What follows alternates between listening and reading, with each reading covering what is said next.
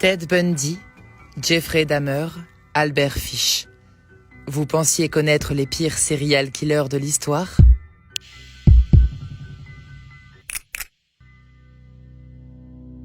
« 30 décembre 1610.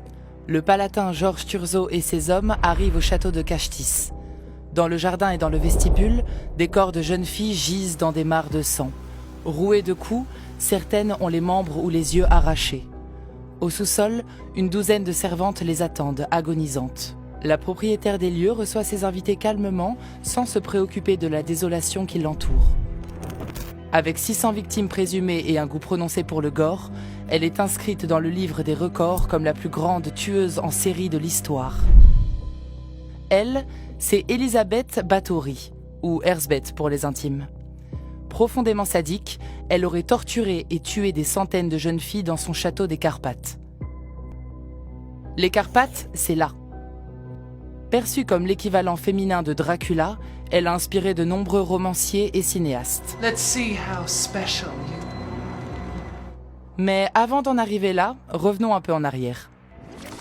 Nièce d'Étienne Ier Báthory, prince de Transylvanie et roi de Pologne, Élisabeth a 15 ans lorsque ses parents la marient de force au comte Ferenc Nadasdy. Le couple s'installe alors au château de Cachtis. Commandant en chef de l'armée hongroise, Ferenc est un homme violent, peu intéressé par la vie de famille. Il leur faudra 10 ans avant de concevoir leur premier enfant, une fille. 3 autres suivront, mais 2 mourront en bas âge. Élisabeth ne verra qu'un seul de ses fils grandir. Femme cultivée, elle est sensible à la pauvreté des sujets et bonne mère de famille.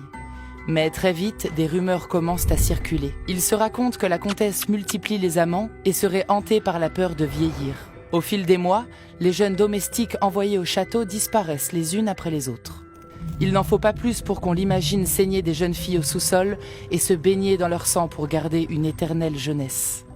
Si ces bains de sang n'ont jamais été prouvés, la correspondance entre Élisabeth et son époux confirme qu'ils s'échangeaient des conseils quant aux moyens de torture les plus efficaces pour faire régner l'ordre dans la demeure et sur leurs terres.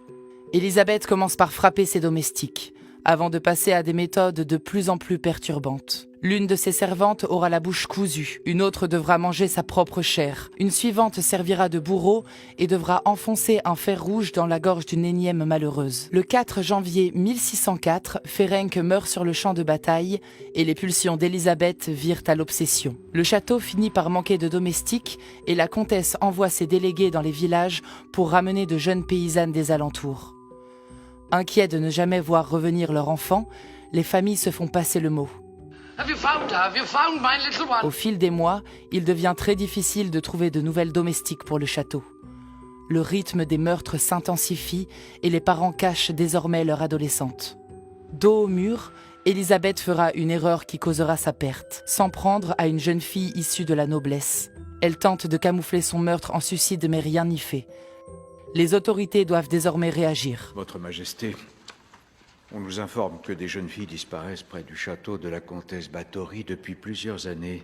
Beaucoup de paysans sont venus jusqu'à Vienne affirmant qu'elles sont tuées par centaines. L'empereur Mathias confie l'enquête à son conseiller Georges Turgot, qui part immédiatement négocier avec Pál, le fils d'Élisabeth, afin que l'affaire soit réglée en privé. Hors de question que l'une des grandes familles de Transylvanie subisse un tel affront.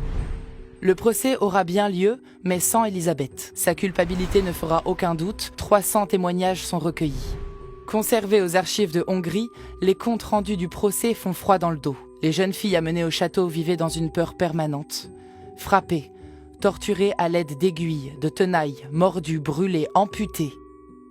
Seules quelques-unes survivront à leur séjour de celle que l'on surnomme désormais la comtesse sanglante.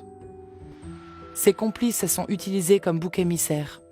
2 femmes de sa suite auront les doigts arrachés avant d'être emmenées au bûcher et la 3e passera le reste de sa vie en prison. Un nain, nommé Fixco, proche d'Élisabeth, sera décapité puis jeté au feu. La comtesse n'aura pas à subir ce spectacle public, mais sera emmurée vivante dans une chambre du château. Elle finira ses jours nourrie grâce à une fente étroite et mourra 4 ans plus tard, le 21 août 1614. Au cours des siècles qui suivront, les faits évoqués au procès passeront par tant de bouches et tant d'oreilles qu'il deviendra difficile d'en démêler le vrai du faux. Comme les ruines de son château slovaque, la comtesse gardera à jamais sa légende et ses secrets.